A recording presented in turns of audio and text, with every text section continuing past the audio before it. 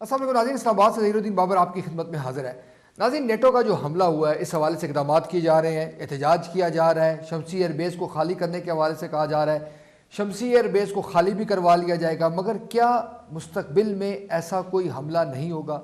کیا مستقبل میں امریکہ اس حرکت سے باز آ جائے گا؟ بعض لوگوں کے نزدیک امریکہ اس وقت مایوسی کا شکار ہے افغانستان میں، اس کو جیت نہیں ہو رہی، اس کو شکست یقینی نظر آ رہی ہے، لہٰذا وہ اس قسم کے اقدامات کرے گا اور تمام ملبہ پاکستان پہ ڈالنے کی کوشش کرے گا۔ دوسری طرف ہم یہ دیکھتے ہیں کہ پاکستان کی جو میجر پولیٹیکل پارٹیز ہیں انہوں نے اس مسئلے کو اس طرح سے اون نہیں کیا جس طرح کرنے کی ضرورت ہے۔ ملک بھر میں کوئی احتجاج نہیں آیا، پاکستان پیپلز پارٹی، نون لیگ نے کوئی ایسا احتجاج نہیں کیا کہ امریکہ کو میسج دیا جائے کہ وہ اس اقدام کے خلاف کر رہی ہیں۔ یہ بھی کہا جاتا ہے کہ ہمارے اداروں پر ساری ذمہ داری ڈال دی گئی ہے کہ وہی پالیسی تشکیل دیتے ہیں اور وہی سارے اقدامات کرتے ہیں۔ یہ تمام جو کمپلیکیٹڈ یہ پیچیدہ صورتحال ہے، اس پر گفتگو کرنے کے لیے آج ہم نے اپنے پروگرام میں ذمہ دی ہے معروف دانشور، صحافی اور تجزیہ کار غلام اکبر صاحب۔ غلام اکبر صاحب، ویلکم ٹو آور شو۔ غلام اکبر صاحب، یہ بتائیں کہ یہ جو نیٹو کا حملہ ہوا ہے، ہم احتجاج کر رہے ہیں، شمسی ایئر بیس بھی خالی کروایا جا رہا ہے، اب آئندہ نہیں ہوگا؟ امریکہ ہمارے اس احتجاج کو بڑا سنجیدہ لے گا اور اس احتجاج کے بعد آئندہ کوئی اس قسم کا اقدام نہیں ہوگا؟ دیکھیں، آپ جو تازہ ترین بیان ہے امریکی کمانڈر ان چیف کا، وہ آپ غور سے اگر اس کو سمجھنے کی کوشش کریں تو انہوں نے کہا ہے کہ یہ حملہ جو ہے ہم نے کسی ارادے سے نہیں کیا، یعنی کسی پری پلانڈ یعنی منصوبے کا نتیجہ نہیں ہے۔ اور اس سلسلے میں انہوں نے حکومت یعنی فوج ہماری کا جو ورشن ہے، فوج نے یہ کہا کہ یہ بالکل ارادتاً کیا گیا۔ یعنی پاکستان آرمی تو پن پوائنٹ کیا ہے نا کہ فلاں جو صاحب ہے وہ اس تمام کارروائی کے ذمہ دار ہیں اور ان کی یہ ذمہ داری بنتی ہے، اور بڑی واضح طور پر انہوں نے اشارہ کر دیا۔ اچھا، اس سے دو باتیں سامنے آتی ہیں جو رکھنی چاہیے مد نظر، کہ پاکستان کی فوج کنونسڈ ہے کہ یہ حملہ ارادتاً کیا گیا، اس کے پیچھے اور کوئی مقصد نہیں تھا، کوئی اسٹریٹجک مقصد نہیں تھا سوائے یہ کہ کچھ گولز تھے جس کا اظہار پاکستان فوج کے پاس نے نہیں کیا، نہ ان کے پاس کا کوئی ان کی ضرورت بھی ہے۔ امریکنز کہتے ہیں کہ وہ ارادتاً نہیں کیا ہے، اس کا مطلب یہ جو تحقیقات ہو رہی ہے وہ تو بے معنی ہوئی، نتیجے پہ تو دونوں بالکل ٹھیک آپ کہہ رہے ہیں کہ دونوں فریق جو پہلے ہی اپنے انڈیکیٹس کہہ رہے ہیں، ایک پاکستان جو ہے وہ یہ کہہ رہا ہے کہ فلاں شخص نے یہ حملہ کیا، ان کا یہ کہنا ہے کہ یہ غیر ارادی طور پر کام ہوا ہے، یہ انٹینشنلی نہیں تھا۔ تو اس کا مطلب ہے اگر تمام صورتحال سامنے ہمارے موجود ہے، تمام فیصلے ہم نے کر لیے ہیں، تو پھر تحقیقات کی کیا ضرورت ہے؟ اور امریکنز کا یہ کہنا کہ وہ جو تحقیقات کے نتیجے میں جو باتیں سامنے آئیں گی، جو نتائج اخذ کیے جائیں گے، وہ شیئر نہیں کریں گے پاکستان آرمی کے ساتھ، ٹھیک؟ تو پھر اس کا ساری تحقیقات کا کیا مقصد ہوا کہ سوائے ٹائم بائنگ ٹیکٹکس کے؟ میں ذاتی طور پہ سمجھتا ہوں کہ یہ حملے کی ٹائمنگ جو ہے وہ بہت امپورٹنٹ ہے، اور یہ ٹائمنگ جو ہے یہ میمو گیٹ کے ساتھ لنکڈ ہے، اور میمو گیٹ میں جو باتیں بہت اہمیت کی حامل ہیں وہ ہیں کہ کسی نہ کسی طریقے سے یہ اس کے اندر جو مواد ہے، یہ بات تو بعد میں آئے گی کہ اس میمو گیٹ کے پیچھے پوری سازش کیا تھی یا منصوبہ کیا تھا، سازش نہیں لفظ استعمال کرتے، منصوبہ کیا تھا، یہ کیوں ہوا۔ منصور اعجاز جیسا ایک ملٹی بلینئر وہ بغیر کسی ایما کے یا کسی مشن کے یا کسی پروجیکٹ کے وہ اس میں کیوں پڑا، اور اس کے پاس کیا اتنا فالتو ٹائم تھا کہ وہ سفر کرتا رہا، لندن بھی آیا، پھر اس نے جیمز جونز کے ساتھ، اور یہ جیمز جونز کے پاس بھی میمو پہنچا۔ میں یہ بات اس لیے کہہ رہا ہوں کہ اس کا اس ناٹو کے اٹیک سے بڑا گہرا تعلق ہے، کیونکہ میمو گیٹ کے ایشو کو جتنا سیریسلی پاکستان کی آرم فورسز نے لیا ہے وہ ہمارے سب کے، ہماری سول گورنمنٹ تو قطعاً نہیں چاہتی تھی کہ اس معاملے کو اچھالا جائے، کیونکہ جب وہ 10 اکتوبر کو آرٹیکل بھی چھپا تھا تو انہوں نے ڈسمس کر دیا تھے کہ جی منصور اعجاز ہم نہیں جانتے کسی کو، ہاں، اور یہ بالکل وہ اس کا ذاتی فعل ہے اور وہ بڑا شیڈی کریکٹر ہے وغیرہ وغیرہ، انہوں نے اس کو ڈسمس کرنے کی کوشش کی، لیکن وہ ڈسمس ہوا نہیں، اس پہ انویسٹیگیشن ہوئی ہے، ساری دنیا کو معلوم ہے کہ اتنے بڑے لیول پہ کہ احمد شجاع پاشا ہمارے جو سی آئی ایس آئی کے چیف ہیں وہ خود گئے 22 اکتوبر کو ملاقات کرنے کے لیے۔ مطلب وہ سب لوگ یہ بھی کہتے ہیں کہ دیکھیں جی الطاف حسین نے خط لکھا اس کا تو کوئی ایشو نہیں بنا، حکومت مگر حسین حقانی کے میمو کے حوالے سے بہت میڈیا نے اس کو اچھالا ہے اور اس حوالے سے تحقیقات بھی شروع کر دی۔ الطاف حسین کا جو واقعہ ہے وہ بہت پرانا ہے، آپ یہ بات مت بھولیں کہ وہ خط بہت پرانا ہے۔ اس دور میں جو ہماری ملٹری لیڈرشپ تھی وہ جنرل پرویز مشرف کے ہاتھ میں تھی، اور اس وقت جنرل پرویز مشرف کی پالیسیوں اور الطاف حسین کی جو سوچ تھی اس میں ہو سکتا ہے کوئی ہم آہنگی ہو، یعنی میں اس سلسلے میں یہ بات نہیں، اب 7-8 سال گزر چکے ہیں اس بات کو، اس لیے ہمیں اس خط کو اس موجودہ حالات کے ساتھ نتی بالکل نہیں کرنا چاہیے۔ یہ جو کوئی میمو کریٹ ہوا ہے وہ آج کے حالات میں ہوا ہے، اور آج کے حالات یقینی طور پر بہت مختلف ہیں، کیونکہ جب سے یہ حکومت برسر اقتدار آئی ہے، پہلے تھا ہماری ملٹری لیڈرشپ اور سول لیڈرشپ ایک ہی شخص کے ہاتھ میں تھی، یعنی پرویز مشرف کے پاس دونوں اختیارات ہیں، سول بھی اور ملٹری بھی۔ اچھا اس سے بھی ہم امریکن گورنمنٹ کو شکایات رہتی، حالانکہ جنرل پرویز مشرف نے جو بھی رعایات اور جو فیسلٹیز امریکنز کو فراہم کی تھی وہ ناقابل یقین ہے، وہ پتہ نہیں ہے اب اس کا کہ انہوں نے اپنی ساورنٹی تک جو ہے، اب سمجھتے ہیں کہ اقتدار کے لیے انہوں نے یہ تمام اقدامات کیے، آپ نے قومی سلامتی کے حوالے سے ان کے یہ اقدامات ضروری اقتدار کے لیے کہہ لیجئے یا ان کا کیا مقاصد تھے، میں اس بحث میں نہیں جانا چاہتا، لیکن بہرحال انہوں نے جو کچھ کیا اس کا نتائج ہم آج بھگت رہے ہیں۔ لیکن اس سے بھی امریکنز مطمئن نہیں تھے، امریکنز جو تھے اس وقت بھی ڈو مور کا تقاضا کرتے رہتے تھے کہ آپ ڈو مور سے مراد کیا تھی کہ امریکنز چاہتے تھے کہ ہم اپنے نارتھ ویسٹرن فرنٹ کو اتنا ہاٹ کر دیں کہ ہماری جتنی جو فوجیں جو ہیں ہمارے ایسٹرن فرنٹ سے اس کا بڑا حصہ جو ہے منتقل ہو جائے نارتھ ویسٹرن فرنٹ پہ۔ اچھا ہماری فوج جو ہے، اکثر یہ کہا جاتا ہے جنرل کیانی کے بارے میں، امریکنز کو یہ شکایت رہی ہے کہ یہ انڈیا سینٹرک ہیں، مطلب یہ اپنی پالیسیز میں کبھی فوجی پالیسیز میں کشمیر کو الگ ہو کے نہیں سوچتے، فوج کے بارے میں یہ مطلب ایک امپریشن ہے کہ جی دیکھیں جی انڈین جو دشمنی ہے وہ تو جو ہے وہ صرف ہمارے ادارے، ہمارے جو فوج ہے وہ انڈیا کے ساتھ دشمنی چاہتی ہے۔ اور یہ پرسیپشن ایون پرویز مشرف جو ایک لبرل اور سیکولر شخص تھے، امریکہ کی پسند کے آدمی تھے، لیکن اس کے بعد جو قیادت آئی ہے 2008 کے بعد، یہ ایک طے شدہ امر ہے کہ انہوں نے کچھ خفیہ معاہدے ضرور امریکنز کے ساتھ کیے، اور اس میں ایک جو گو بٹوین جسے میں کہوں گا، اب یہ لفظ جو ہے نا بڑا بروکر کہہ لیجئے، پولیٹیکل بروکر کہہ لیجئے، لابی، اس میں حسین حقانی نے بڑا اہم رول پلے کیا۔ حسین حقانی نے پیپلز پارٹی اور حسین حقانی پاکستان اور امریکہ کے درمیان معاملات طے کرواتے پینٹاگن اور اسٹیٹ ڈپارٹمنٹ کے درمیان ایک سفیر کا کردار بہت پہلے سے کرنا شروع۔ اگر آپ کتاب پڑھیں نا اس کی، اس میں بالکل واضح طور پہ یہ تھا کہ یہ اس وقت بھی یہاں سے گئے بوسٹن میں انہیں پروفیسر لیکچرشپ مل گئی۔ آپ کو ایک بات بتاؤں، یہ امریکہ جی جو لیکچرز جو ملتے ہیں نا، پروفیسرشپ مل جاتی ہے، اور ہمارے آدمی کو جو بڑے ایوریج ہوتے برلنٹ ہے، حسین حقانی برلنٹ آدمی ہے، لیکن اتنا کوئی بڑا فلسفی نہیں ہے کہ اسے جاتی وہاں پروفیسر، یہ پرائزڈ جابس ہیں جو سی آئی اے دلواتی ہے ہمیشہ لوگوں کو کور پرووائڈ کرنے کے لیے۔ میں سی آئی کی ہسٹری جو ہے نا پوری جانتا ہوں، تو یہ بوسٹن میں پوزیشن تھے، وہاں انہوں نے یہ سارا لنک کریٹ کیا۔ وہ سب یہ بھی کہا جاتا ہے دیکھیں جب بھی سول گورنمنٹ آتی ہے تو مشروط آتی ہے، اس کے پاس اختیارات مشروط ہوتے ہیں، اور جو باقی اختیارات ہیں وہ ہمارے ادارے اپنے پاس یہ دیکھیں مشروط اقتدار ضرور، یہ تو ڈیفینیٹ ہے کہ فوج اس کی ایک بڑی وجہ ہے۔ دیکھیں ہمارے ویسٹ کو بڑی شکایت رہتی ہے کہ یہاں ڈیموکریسی بھی جو ہے وہ جب آتی ہے تو وہ سول گورنمنٹ کے پاس اختیار نہیں ہوتا، اور خود ہمارے سو کال لبرل ڈیموکریٹس کا بھی اس کی ایک بڑی صاف ستھری وجہ ہے کہ پاکستان ایک ایٹامک پاور ہے، ایک نیوکلیر پاور ہے، اور ایک ایسی نیوکلیر پاور ہے جس نے اپنا داؤ جو ہے نا، اپنا پورے وسائل جو تھا نا وقت کے، اور ہماری دو حکمران ہمارے پھانسی پہ چڑھ، ایک تو ذوالفقار علی بھٹو، میں سمجھتا ہوں کہ اپنے ایٹمی ویژن کی وجہ سے وہ پھانسی پہ چڑھا، اور یہ جو تھا کہ بھئی میوچولی اشورڈ ڈسٹرکشن کی جو تھیوری پاکستان میں آئی کہ اگر پاکستان کو کوئی بری نظر سے دیکھے گا تو جواب میں ہم بھی اینٹ کا جواب پتھر سے دیں گے، اور وہ کیپیبلٹی پیدا کرنے کے لیے یہ ویژن اس نے دیا تھا، اور اس کی جو اشر ہوا آپ کے سامنے ہے، اور وہی اشر جنرل ضیاء الحق کا بھی ہوا۔ جنرل ضیاء الحق نے بھی پورا پیریڈ جو افغان جہاد کا تھا وہ پاکستان کا ایٹم بم بنانے کے لیے وقف کیا، جو ان کی ریگن جو ہے ہر سال وہاں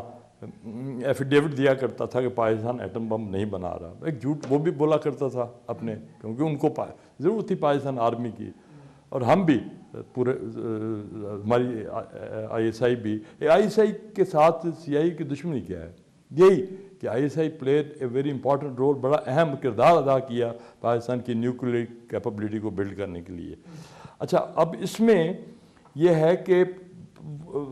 وہ جو کمانڈ سسٹم ہے وہ آلموسٹ ٹوٹلی جو ہے وہ فوج کے ہاتھ میں ہے، اور فوج کے ہاتھ میں بھی کسی ایک فرد کے ہاتھ میں نہیں تھا، وہ جنرل پرویز مشرف کے ہاتھ میں بھی نہیں تھا۔ یہ ایک ایسا اسٹرکچرل ایک بنا ہوا ہے ڈھانچہ، اور جو پاکستان کے تحفظ کی ضمانت بن گیا ہے، کیونکہ ایک بات آپ ہمیشہ یاد رکھیں، ہمارے آنے والے حکمران پارٹیاں، ہمارے لیڈر نواز شریف ہو، عمران خان ہو، یا جو بھی ہو، پیپلز پارٹی سے کوئی نئی قیادت ابھرتی ہے، میں اس کو بھی مخاطب کر رہا ہوں کہ امریکہ جو ہے کم واٹ میں وہ ہر ممکن کوشش کرے گا پاکستان کو ڈی نیوکلرائز کرنے کے لیے، کیونکہ اسرائیل جو ہے وہ کسی صورت میں برداشت نہیں کر سکتا کہ ایک مسلم پاور جو ہے وہ اس کے پاس یہ کیپیبلٹی اسٹرائک بیک کرنے کی کیپیبلٹی ہو، یا فرسٹ آپشن کی کیپیبلٹی ہو، کیونکہ اسرائیل کے قیام کا مقصد یہ تھا کہ اسرائیل کے ڈریمز ہیں مڈل ایسٹ کے بارے میں، وہ صرف یعنی وہ پورے عرب ورلڈ پہ اپنی ڈومیننس جو ہے نا، ویسٹ جو ہے وہ قائم کرنا چاہتا ہے، اور اس کو آپ تاریخ کے پرسپیکٹو 20 سال کے بعد دیکھیں تو ہم اپنی سول گورنمنٹس ایسے سول لیڈرشپ پہ بھروسہ نہیں کر سکتے جن کے تمام سرمایہ، جن کے وسائل سارے باہر ملک میں، دیکھیں جہاں کا اب میاں نواز شریف صاحب ہیں، ان کے سارا کاروبار جو ہے نا برطانیہ میں ہے، یا وہ کیسے افورڈ کر سکتے ہیں کہ وہ برطانوی مفادات کے خلاف؟ یہ بھی ایک الزام لگ رہا ہے کہ دیکھیں جی ہماری افغان پالیسی اور خارجہ پالیسی کیسی ہے کہ ہم تنہائی کا شکار ہو رہے ہیں، نہ ہمارے پڑوسی ہمارے ساتھ ہیں، نہ بین الاقوامی برادری ہمارے ساتھ ہے، ایون کہ پاکستان کے اندر اس کو پذیرائی نہیں مل رہی۔ دیکھیں وہ اگین یہ جو کچھ ہوا ہے وہ اس وجہ سے کہ ابھی تک ہم قومی لیڈرشپ جو ہے وہ ہم اپنے ملک کو مہیا نہیں کر سکے۔ قومی لیڈرشپ سے مراد میری یہ ہے کہ ایک ایسی لیڈرشپ جس کا ایک ویژن ہو، ساتھ اسے عوام کی ایک براڈ اسپیکٹرم ایک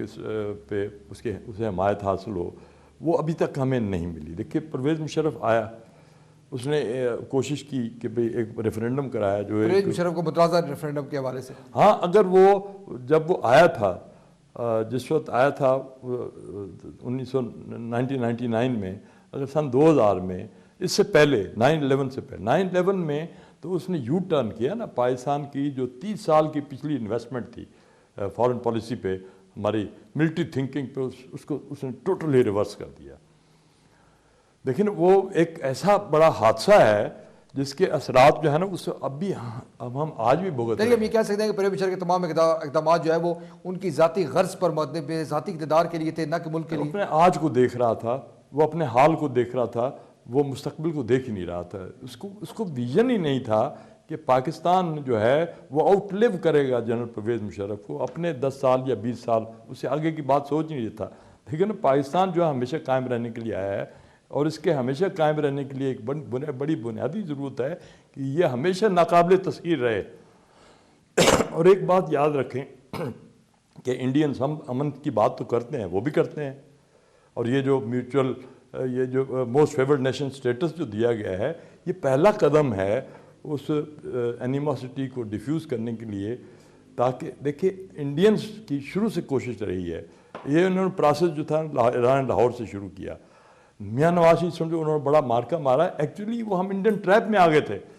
انڈینس نے اسٹیبلش کیا تو ہم تو آپ کی بہتری چاہتے ہیں، ہمارا جو سب سے بڑی ہاکش پارٹی ہے بی جے پی، جو کہتی ہے ہم پاکستان کا وجود قبول نہیں، اس کا لیڈر چل کے مینار پاکستان پہنچ گیا ہے، تو دیکھیں ہم نے کتنا بڑا، اصل میں وہ ہمیں ڈسارم کرنا چاہتے ہیں، ہمیں مینٹلی وہ ڈسارم کرنا چاہتے ہیں کہ انڈیا ہمارا دشمن نہیں ہے، ہمیں اپنے آپ کو یہ اس انڈیا کے خوف سے نکال کے اپنے وسائل جو ہے وہ ڈیفنس سے ہٹا کے دوسری ڈیولپمنٹ کی طرف، یہ ایک فلسفی ہے جو ہمارے فلسفی پولیٹیکل تھنکر جو ہمیں دیتے ہیں، اور یہ بہت بڑا جھوٹ ہے۔ دیکھیں میں چیکوسلوواکیہ کی مثال دیتا ہوں۔ چیکوسلوواکیہ یورپ میں ایک ایسا ملک ہے جس کی کوئی فوج نہیں ہے، مطلب جو جب رشینس چاہتے تھے وہ قابض ہو جاتے تھے، وہ ہوا، جب جرمنس کا جی چاہتا تھا وہ واک ان کرتے تھے، مطلب ہسٹری میں اس کا یہی رول ہے۔ تو پاکستان چیکوسلوواکیہ تو نہیں بن سکتا۔ اب پاکستان جو ہے، انڈینس کبھی اس بات کو نہیں بھولیں گے، کیونکہ وہ مہا بھارت کا جو ڈریم ہے وہ انڈیا کی جس طرح ہمارے سوچ میں ہے نا، ہم بھی کبھی نہیں بھولیں گے کہ ہمارے آبا و اجداد جو تھے انہوں نے دلی پہ حکومت کی تھی، ہم کبھی بھولیں گے نہیں یہ، خواہ ہم کتنا بھی بات کریں، ہمارے ذہن میں یہ بات ہمیشہ۔ اور پھر یہ ہے کہ ہماری سوچ جو ہے وہ تو یونیورسل ہے، ہم تو سمجھتے ہیں کہ ہم اچھائی کی علامت، ہمارے دین کی، میں اسلام کی بات کر رہا ہوں، تو ہم تو پھیلنے کے لیے آئے تھے اور ہم پھیل کے دکھایا دنیا میں۔ اور یہ انڈینس کیسے بھول سکتے ہیں کہ یہ خطہ جو الگ ایک ملک بن گیا ہے وہ ہندوستان کا حصہ تھا۔ تو وہ جو سوچ ہے، ہم اپنے جب تک وہ بیریئرز، وہ دیواریں جو ہے نا قائم نہیں رکھیں گے، ہم ایز اے نیشن زندہ نہیں رہ سکتے۔ اکبر صاحب یہاں پر مختصر بریک لیں گے۔ ناظرین، غلام اکبر صاحب کا یہ کہنا ہے کہ یہ الزام دینا کہ انڈیا کے ساتھ جو دشمنی ہے وہ محض ایک ادارے کا کام ہے، اور اس حوالے سے پاکستان کے جو عوام ہے یا پاکستان کی جو دیگر سیاسی پارٹی ہے ان کا کوئی تعلق نہیں ہے، یہ قطعی طور پر بے بنیاد ہے۔ ان کا یہ کہنا ہے کہ انڈین ایک مخصوص مائنڈ سیٹ ہے اور اس حوالے سے انڈیا اقدامات کر رہا ہے، ہمیں چاہیے کہ ہم اس کا مؤثر طور پر توڑ کریں، نہ کہ محض الزامات لگائے جائے کہ انڈیا کے ساتھ جو ہمارے تعلقات ہیں وہ بہتر ہونے چاہیے، اور اس حوالے سے جو تمام پاکستان کے جو خدشات ہیں اس کو نظر انداز کر دیا جائے۔ ہمارے پروگرام سلسلہ جاری ہے، ہم یہاں مختصر بریک لیتے ہیں، بریک بعد دوبارہ حاضر ہوں گے۔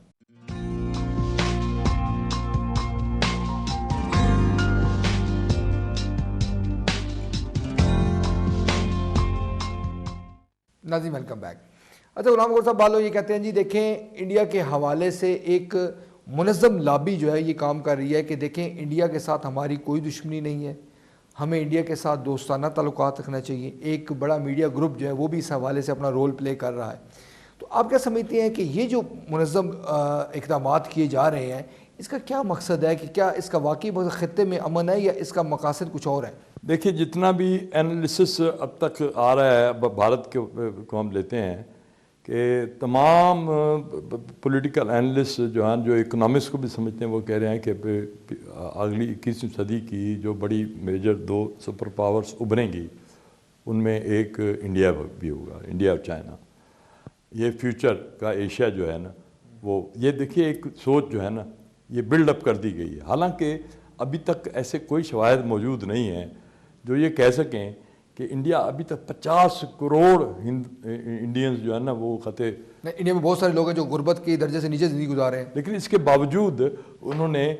صرف اکنامک انڈیکیٹر سامنے رکھ کر انہوں نے یہ پروپیگنڈا شروع کر دیا، اور ہمیں یہ بتایا جا رہا ہے کہ آپ کا کوئی فیوچر نہیں ہے اگر آپ اس ایکویشن میں شامل نہیں ہوتے۔ اور چونکہ ہمیں دیکھیں نا، ہماری جو شناخت ہے یہ شناخت کا بحران ہے، ہماری شناخت ویسٹرن ایشین ہے یا ہماری ساؤتھ ایشین ہے، یہ بالکل ہمیں طے کرنا ہوگا۔ ہم ویسٹ ایشیا سے آئے تھے، ہم نے انڈیا کانکر کیا، میں اس طرح سوچتا ہوں۔ اب ہمیں وہ کانکویسٹ چھوڑ کے ہمیں واپس اپنے ویسٹ ایشیا اس کے بارڈرز پہ آگے ہم نے اپنا ملک بنا لیا ہے، اور یہ ملک ہم نے ہمیشہ قائم رکھنا ہے۔ پہلی بات تو یہ ہے۔ اب اس کی جب تک کہ شناخت جو ہے ہمارے اس سے دیکھیے، یہ پڑوسی ہونا جو ہے، ترکی اور روس پڑوسی ہیں، صدیوں سے جنگیں جاری ہیں ان کے درمیان۔ وہ سب یہ تو کہا جاتا ہے کہ جی دیکھیں پڑوسی جو ہے تبدیل نہیں ہو سکتا، لہٰذا پڑوسیوں کے ساتھ جو دشمنی ہے وہ مناسب نہیں ہے۔ یونان اور ترکی جو ہے یہ پڑوسی ہیں صدیوں سے ان کے درمیان، آرمینیا اور ترکی جو ہے نا پڑوسی ہیں۔ دیکھیے پڑوسی ہونے کا مطلب یہ نہیں ہے کہ آپ کی شناخت ایک ہے، ہم پڑوسی ہیں، اور پڑوسیوں میں ہمیشہ ایک رقابت کا جذبہ رہا ہے اور ہمارے درمیان ہے، یہ رہے گا۔ میں یہ نہیں کہہ رہا کہ اب آنے والے دور میں رقابت اور دشمنیاں جنگ کے میدان میں نہیں ہونی، وہ ہمیشہ جو ہے نا دوسرے پلیٹ فارمز ہوں گے جہاں یہ جنگیں لڑی جائیں گی، جس میں خارجہ پالیسی بھی ایک شامل ہے، جس میں آپ کی تیاری. دیکھیے جب بھی جس وقت بھی انڈیا کو یہ یقین آ جائے گا کہ پاکستان ایک ترن والا ہے، وہ ہمیں ہڑپ کر دے گا.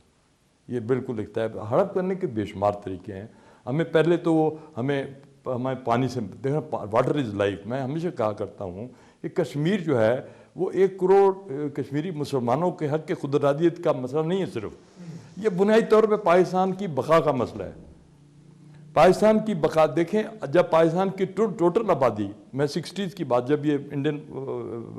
بیسن ٹریٹی ہوئی تھی، اس وقت 3.5 کروڑ 4 کروڑ ویسٹ پاکستان، جو اس وقت ویسٹ پاکستان تھا، آبادی تھی. اس وقت ہمارے پاس کتنا پانی تھا. آج ہماری آبادی 19 کروڑ 18 کروڑ ٹچ کر رہی ہے، اور ہماری پانی کے ریسورسز جو ہے نا اب 30% بھی نہیں رہے،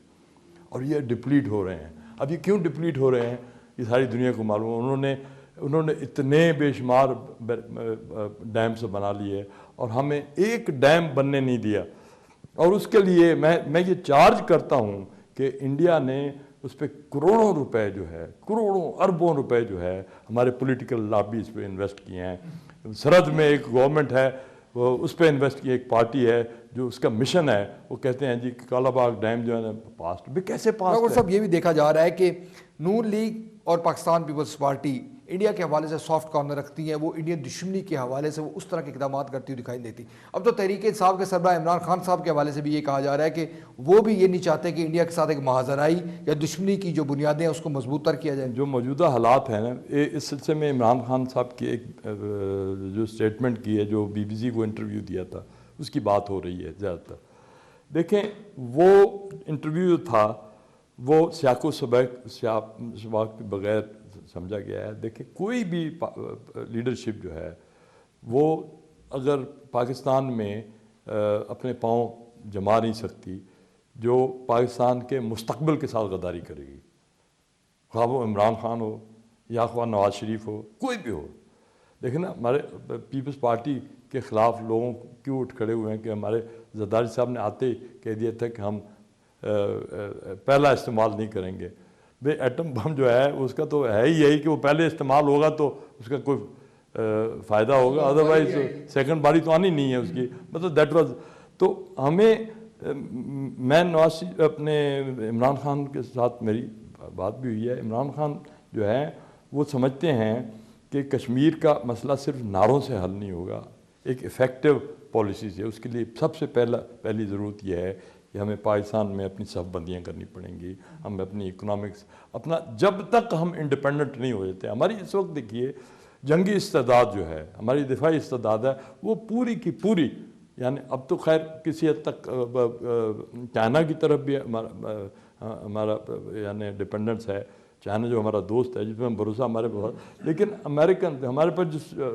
F-16 ہمارا مین اسٹرینتھ ہے، اس کے تو پرزے بھی امریکہ سے. صاحب بالو یہ کہتے ہیں دیکھیں جی کہ دشمنی ہو چاہے امریکہ کے ساتھ ہو چاہے ہندوستان کے ساتھ، ہماری جو پولیٹیکل پارٹیز ہیں وہ اعلانیہ طور پر غیر اعلانیہ طور پر یہ کہتی ہیں کہ اگر ہم کسی کے ساتھ دشمنی کریں گے تو جو ہمارے ادارے ہیں وہ مضبوط ہوں گے اور ہماری جو طاقت ہے وہ کم ہوگی. لہٰذا سب کے ساتھ معاملات جو ہے افہام و تفہیم کے ساتھ طے کیے جائیں اور دشمنیوں کو ہوا نہ دی جائے. دیکھیں جی، میں تاریخ جو ہے نا یہ اس کے بالکل برعکس ہمیں سبق دیتی ہے. تاریخ بتاتی ہے کہ دنیا نے صرف انہی قوموں نے ترقی کی جن کا کوئی دشمن تھا. کیونکہ دشمنی جو ہے آپ کے اندر اپنی بقا، اپنے دفاع کا وہ ایک ناقابل تسخیر جذبہ پیدا کرتی ہے. آپ کا اگر دشمن آپ کو محلے سے کسی ڈر ہو نا، تو آپ پھر اپنی تیاری کرتے ہیں کہ میں نے اس کا مقابلہ کرنا ہے، ورنہ یہ مجھے مار دے گا. اچھا یہ تو بالکل سوچ ہی غلط ہے. آپ دیکھیے کہ پوری تاریخ میں اب چائنا کا رائز جو ہے، ماؤ زے تونگ جو ہے نے جو چینیوں میں 20-25 سال کا جو یعنی آپ سمجھیے کہ ماؤ زے تونگ کا پیریڈ تین دہائیوں تک ان کے رول تھا تقریباً. انہوں نے کیا جذبہ پیدا کیا کہ بھی آپ نے دنیا کی ایک بڑی طاقت بننا ہے. ان کے اندر ایک شعور پیدا کیا اور انہوں نے امریکنس کے ساتھ لڑنے جھگڑنے، مطلب ایک پوری فلسفی تھی. پیپر ٹائیگر کہتے تھے امریکہ کو، للکارتے تھے. لیکن اس وقت تو بالکل چائنا کی کوئی حیثیت نہیں تھی امریکہ، لیکن اس کا احساس یہ ہوا کہ آپ طاقت لیں. انہوں نے پھر اس کے بعد ڈینگ کا دور آیا تو انہوں نے اکنامک پاور بن گئے وہ آج. دیکھیے چائنا کو، میرا ایمان ہے کہ چائنا کو اکنامک پاور یہ جذبہ مسابقت نے بنایا ہے کہ ہم نے امریکہ سے ٹکر لینی ہے. اب ٹکر جو ہے میں اگین کہوں گا میدان جنگ میں نہیں لی جاتی. آج دیکھیں نا اب جنگیں جو ہے وہ سمجھ لیے کہ وہ ختم. انڈیا اور پاکستان میں میرا ایمان ہے اب کبھی جنگ نہیں ہوگی، ہو ہی نہیں سکتی. کہ یعنی سوائے ایک صورت میں ہو سکتی ہے کہ اسلام آباد میں بھی کوئی پاگل یا نیو دلی میں کوئی پاگل جس کا دماغ جو ہے نا وہ گھواں ہوا وہ بیٹھ جائے، تو پھر بھی اس لیے جنگ نہیں ہوگی کہ اب جنگ کرنے کے لیے ایک جو اسٹرکچر ہوگا، اگر ایک آدمی پاگل ہے تو 10 آدمی اس کے ارد گرد سے روکنے والے بھی موجود ہوں گے. کیونکہ انڈیا اور پاکستان میں وہ جو فلسفی ہے میوچولی ایشورڈ ڈسٹرکشن ہے، اور جسے ہم سیمسنس آپشن کہتے ہیں کہ جب آدمی کو یہ پتہ ہو کہ میں مرنے والا ہوں تو وہ پھر مار کر مرتا ہے. مطلب یہ فلسفی ہے میوچولی ایشورڈ ڈسٹرکشن MAD، جس کی بنیاد پہ نیوکلیر کیپبلٹی پیدا ہوئی، جس کے سوویت یونین کے خلاف امریکہ نے پہلے ایٹم بم بنایا، استعمال کیا، پھر سوویت یونین، پھر سب نے بنا لیا کہ اب ہم تو محفوظ ہو گئے، ہمارے ساتھ کوئی جنگ نہیں کر سکتا. دیکھیں واقعی کوئی بھی ایٹمی طاقت ہے اس کے خلاف کون، نہ امریکہ پہ کوئی بمباری کر سکتا ہے، نہ سوویت یونین پہ کر سکتا ہے، نہ چائنا پہ کر سکتا ہے، نہ انڈیا پہ کر سکتا ہے، نہ فرانس پہ ہو سکتی ہے، نہ برطانیہ پہ ہو سکتی ہے، نہ پاکستان پہ ہو سکتی ہے. پاسبل ہی نہیں ہے. یہ ایک بات یاد رکھیے، جو لوگ ایٹمی نیوکلیر کیپبلٹی کی مخالفت کرتے ہیں وہ اس بات کو سمجھتے نہیں ہیں کہ یہ ایک ایشورنس ہے، ایک پاسپورٹ ہے ٹو سیفٹی. آپ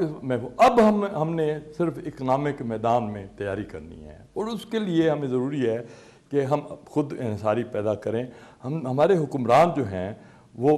فورن ایڈ یا ایڈ کہہ لیجیے، قرضوں کو ایڈ کا نام دے دیا گیا ہے، قرضے لے کر اس کے بوجھ تلے، اور خود للے تللے ان کے جو ہوتے ہیں وہ جس طرح کے پیسے خرچ کرتے ہیں، وہ ٹھیکے دینے اور ٹھیکے لینے کے لیے آتے ہیں اور چلے جاتے ہیں. اب عمران خان کیوں ایک سمبالزم آیا ہے کہ عمران خان پاکستان کی تاریخ کا پہلا لیڈر ہے جس کے روٹس جو ہیں نہ جاگیرداری میں، وہ اس نظام کی پیداوار نہیں ہے، اور نہ ہی اس کے سرمایہ دار نظام میں اس کے روٹس کا تو اپنا کوئی کاروبار نہیں ہے. دیکھیے اگین جس طرح محمد علی جناح جو فاؤنڈر آف پاکستان تھے، وہ ایک وکیل تھے، ایک پروفیشنل تھے. میں عمران خان بھی ایک طرح کا پروفیشنل ہے. اس کے روٹس، اس کے مفادات جو ہیں وہ اس سسٹم کے اندر نہیں ہیں جس سسٹم نے ہمیں وہ قیادتیں دی ہیں جنہوں نے ہمیں بیچ دیا. میں یہاں کہوں گا کہ اگر پرویز مشرف میں روح محمد صلی اللہ علیہ وسلم ہوتی، اگر اسے دین سے تھوڑا جذبہ، تو شاید وہ بہت اس کا ویژن جو تھا وہ اس میں اکنامک ڈیولپمنٹ کے لیے اس نے جو اقدامات شروع میں 2-2.5 سال میں، اس سے تو اس کے بدترین مخالف بھی انکار نہیں کریں گے،